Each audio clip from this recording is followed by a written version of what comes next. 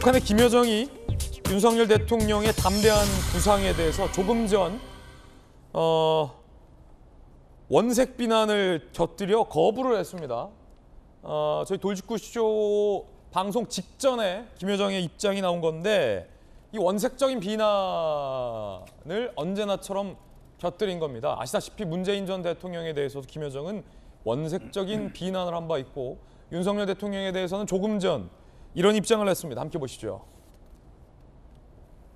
어리석음의 극치, 절대 상대 안 해줄 것이다. 비핵화 조치 취한다면 이라는 가정부터 잘못된 전제다. 판돈 더 내면 핵 어쩔 수 있다는 건 망상이다 라며 방송에서 차마 있는 그대로 다 표현하기 어려운 원색적인 비난까지 곁들였습니다.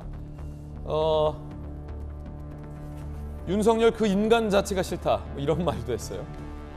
그 엉망 같은 말을 듣고 앉아있자니 그쪽 동네 세상이 신기해 보일 따름이다. 정녕 대통령으로 당선시킬 인물이 저 윤아무개밖에 없었는가 라며 김여정은 원색적으로 윤석열 대통령을 향해서 비판했습니다. 김영주 의원님, 네. 이거는 어떻게 해석해야 될까요? 그 인간 자체가 싫다는데 김여정이 이준석계로 보이네요. 친히 이준석계다. 이준석이 할 말을 거의 다 그 인간 자체가 싫다. 예, 인간 자체가 싫다. 농담입니다만. 농담입니다만 사실은 이제 지금 이제 비핵화를 전제로 한 담대한 구상, 이명박 대통령 시절에도 그런 일이 있었고 여러 가지 이야기가 있습니다만 당분간 현재의 김정은 체제가 갖고 있는 기조를 유지하겠다. 그리고 또 한편으로 보면 이제 앞에 전제는 뭡니까? 나토 회의까지 갔고 또 한미 훈련을 더 강화하고, 사실 우리 정부 입장에서는 과거에 좀 그동안 한미 훈련을 거의 다 약화시켰던 부분을 복원하는 부분이 있고, 어떻게 보면 국민들이 그 정도 수준이 타당하다고 하는 시점으로 오고 있거든요. 이제 그럼에도 불구하고 북한은 왜 저런 반응을 보이냐 하면 굉장히 에너지나 모든 면에서 지금 딸랑딸랑 하거든요. 거의 바닥입니다. 근데 남한에서 훈련을 하면 북한도 훈련을 하는 척은 해야 돼요. 고철 비행기를 띄워야 돼요. 기름 또 들어가야 되거든요. 그런 의미에서 굉장히 어려움을 나타내는 거고, 내부는 내부적으로 말하면 충성을 확보해야 되기 때문에 김정은 위원장이 코로나로 걸렸다, 아팠다, 그럼에도 불구하고 했다, 이런 식으로 안팎으로 여러 가지 어려움을 겪고 있는 거예요. 그러니까 그 내용을 전부 다 남한 정부 탓으로 돌리는, 삐라 때문이다, 코로나도 때문이다, 이런 부분이 있기 때문에 한마디로 얘기하면 저 얘기는 들을 가치도 없고 전략적 의미도 아무도 없는 얘기예요. 저거는요? 네. 그렇지만 뒤로는 충분히 북유럽을 통해서, 러시아를 통해서 다른 방식으로 미국과 대화를 할 수도 있는 거고, 또 하나 우리가 계속적으로 통일부에서 새로운 제안을 하면 지켜보고 있을 겁니다. 그래서 이거 하나에 대해서 우리가 큰 의미 부여를 잘 할 게 없다, 그렇게 봅니다. 저도 사실은 그렇게 생각했거든요. 북한의 논평 하나하나에 의미 부여할 필요는 없는데, 그래도 그 인간 자체가 싫다고 하니까 너무 세잖아요. 인간 자체가 싫다는. 인간이 인간을 사랑해야지. 자기 당의 전 대표도 수도꼭지, 금꼭지 얘기하고 그렇게 얘기하니까 저 북한에서도 그걸 저 정도 얘기는, 옛날에 그렇게 사이가 좋았던 문재인 대통령에 대한 평가 어떻게 얘기했습니까? 저 정도면 굉장히 양반인 거죠. 이 정도면 양반, 삶은 소대가리 말씀하시는 거죠. 문재인 대통령이 얼마나 심각한 자괴감을 느꼈어요. 그렇게 문재인 대통령이 김정은한테 아버지처럼, 그럼 삼촌처럼 얼마나 잘해줬어요. 김여정이 나와서 또 문 대통령하고 관계가 있는데 저 정도는 양반인 거예요. 또 들어보니까 그러네요. 삶은 소대가리에 비하면. 인간이 싫다. 그러니까 오히려 이 이면에는 봐주고 있다, 그렇게도 볼 수 있는 거예요. 오히려 삶은 소대가리보다는 그 인간 싫다가 낫다. 그럼요. 그걸 낫다고 봐야 될지 안 낫다고 봐야 될지 헷갈릴 정도인데. 그러니까 큰 의미를 둘 필요 없다. 북한의 워딩은 큰 의미를 둘 필요가 없다. 오히려 지속 담대한 구상을 한번 하고 말 게 아니라 지속적으로 진정성 있게 해보는 것이 의미가 있겠다 생각합니다. 윤석열 대통령의 담대한 구상 들어보시죠. 저는 북한이 핵 개발을 중단하고 실질적인 비핵화로 전환한다면 북한의 경제와 민생을 획기적으로 개선할 수 있는 담대한 구상을 지금 이 자리에서 제안합니다. 담대한 구상을 제안하였습니다. 우리 정부는 한치의 빈틈없는 안보 태세를 지켜나갈 것입니다.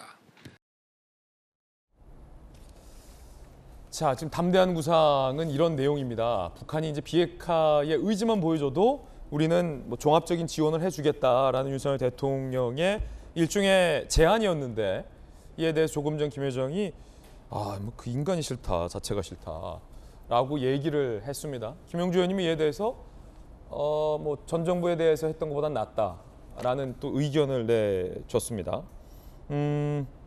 그런데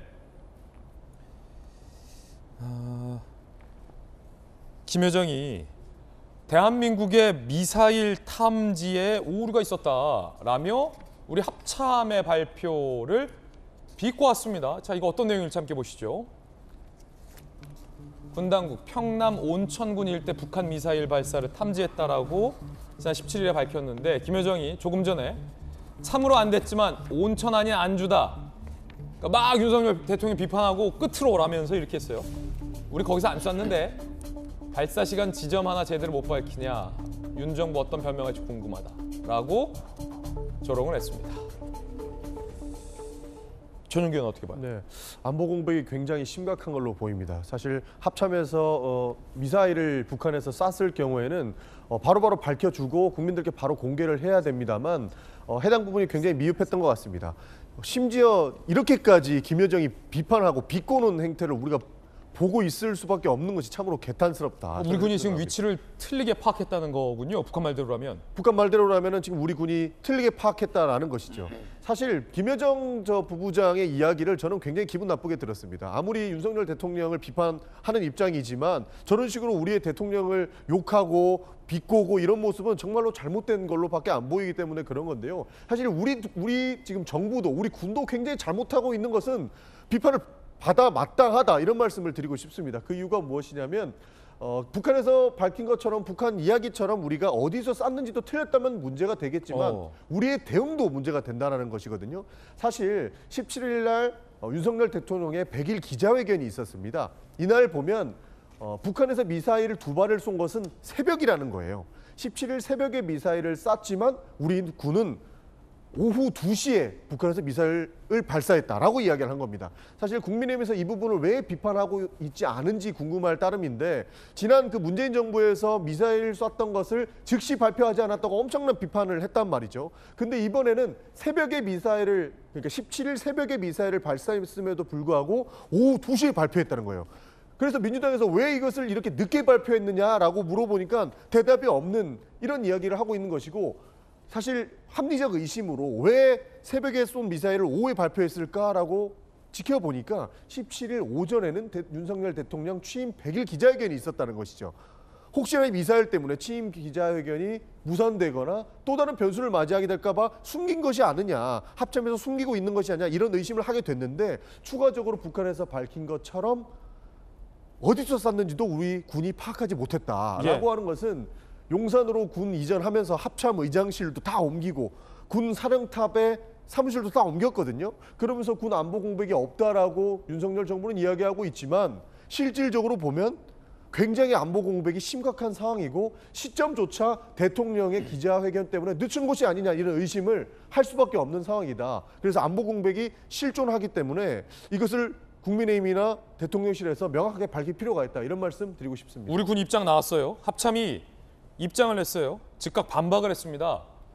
합참이 김여정 주장은 온천이 아닌 안주라고 했는데, 합참에서는 온천 맞다. 우리 합참이 김여정의 말을 재반박한 겁니다. 우리가 맞게 봤다. 오히려 북한 김여정이 기만 전술을 하고 있다. 그러니까 온천에서 쏴놓고 안주라고 거짓말하고 있는 거다, 김여정이. 합참이 이렇게 반박을 했습니다. 그러면은 또 합참 판단이 또 정확해 보이는데, 전용기 의원님께 다시 돌려드릴 수밖에 없는 건, 우리 군 당국의 발표를 믿으십니까? 아니면 우리 주적인 북한 김여정의 말을 믿으십니까? 과거 대정부 질문에서 거칠게 이낙연 총리를 향해서 몰아붙이던 당시 야당의 질문에 이낙연 총리가 그런 방식으로 대답을 했던 기억이 문득 나네요. 여당의 군대, 국민의힘의 군대가 아니라 대한민국의 군대입니다. 그리고 지금 북한의 김여정이 여당의 대통령이 아닌 대한민국의 대통령을 향해서 그 인간 자체가 싫다는 망발을 쏟아내고 있죠. 북한에서 문재인 대통령에 대해서 씻을 수 없는 망발을 쏟아냈을 때 야당을 비롯한 많은 국민들은 문재인 대통령의 북한 문제를 지적한 것이 아니라 우리 대한민국 대통령을 향해 지적하는 김여정 향해 맹비난을 쏟아냈습니다. 이런 문제 속에서 좀 국익의 관점에서 봐줬으면 좋겠다 얘기를 하고 싶고요. 과거 민주당 정부 시절에 북한에서 이런 미사일 쏘게 되면 미사일이라고도 얘기를 못하는 불상의 발사체를 쐈다라고 얘기를 해서 무슨 불상을 쐈다는 거냐, 무슨 발사체냐, 탄도미사일을 탄도미사일이라고 얘기 못하고 단도미사일이라고 얘기하는 건 아니냐, 이런 비판 섞인 기조들이 뉴스에서 다뤘던 기억들이 생생합니다. 지금 북한에 대한 분석은 우리 김영주 의원께서 워낙 적절하게 잘 말씀을 해주신 것 같은데요. 워낙 상황이 어렵고 힘들다 보니까 오히려 대한민국에서 8.15 경축사를 통해 담대한 구상을 발표하고 여기에 대해서 북한이 관심이 없으면 무대응으로 일관하면 되는데 바로 그 다음날 즉시 반응을 합니다. 그리고 이어서 계속되는 내용에 대한 반응들이 이어지는 것을 보면 2017년도 강대강 대치 국면들을 통해서 극한적인 상황까지 갈 것처럼 보이지만 결국은 대화와 협상을 통해 그 장으로 나오고 싶은 북한의 마음이 무엇인지를 알게 되거든요. 한 가지 꼭 말씀드리고 싶은 건 윤석열 정부가 탄생하면 뭔가 대결의 관점에서 꼭 전쟁이라도 벌어질 것 같은 굉장히 위험천만한 내용들을 당시 민주당이 세게 비판하지 않았습니까? 하지만 윤석열 정부에서도 비핵화라고 하는 원칙을 지켜내는 그 가정들이 수반되게 된다면 언제든지 북한과 대화 협력을 통해서 남북관계 개선에 나설 의지가 있음을 보여줬기 때문에 국익의 관점에서 다 함께 이 문제에 대해서는 의견을 좀 모았으면 좋겠다 말씀드립니다. 박진 외교부 장관이 그럼에도 불구하고 북한이 핵실험할 때는 한국이 독자 제재할 수 있다라고 이야기를 꺼냈습니다. 7차 핵실험 등 중대 도발 감행된다면 관여한 개인, 기업 등 우리만의 추가 독자 제재 대상 지정할 수 있다. 북한의 근본적 접근법, 행동 바꾸지 않는 한 대북 제재는 유지된다라고 외교부 장관이 밝혔습니다. 손인규 의원. 네, 저는 우리 김병민 대변인께서 말씀해 주셨지만 우리 군을 믿는 것이 대한민국 국민이라면 당연한 말씀이라고 생각을 하고 싶습니다. 저는 군을 믿고 있다고 말씀드리고 싶고요. 그러나 문제는 뭐냐면 분명히 미사일을 새벽에 쐈는데 대통령 기자회견 때문에 이 발표를 오후 2시로 늦춘 것이 아닌지, 이것이 바로 앙보고 공백이 아닌지 이것을 밝혀야 된다, 이런 말씀 드리고 싶습니다. 뜨거운 소식 3가지 접해봤습니다.